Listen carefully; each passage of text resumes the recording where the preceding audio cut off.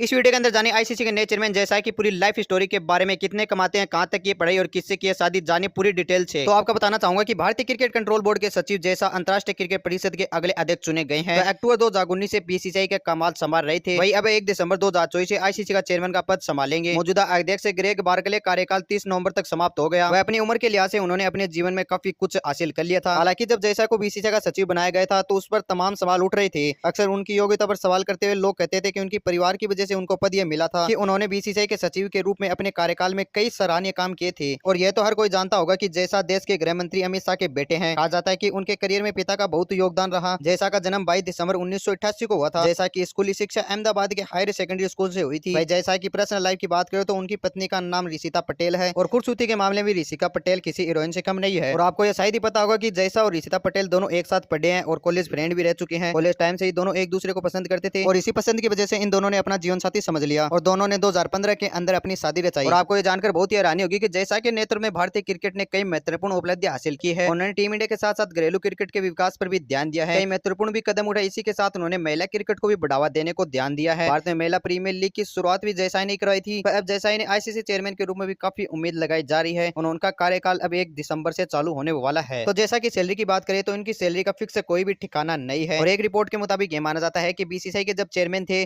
तो ये सालाना लगभग 5 करोड़ रुपए कमाते थे और वे अब तो आईसीसी के भी चेयरमैन बन चुके हैं। तो इसके हिसाब से उनकी सैलरी लगभग 10 करोड़ रुपए होनी चाहिए सालाना की।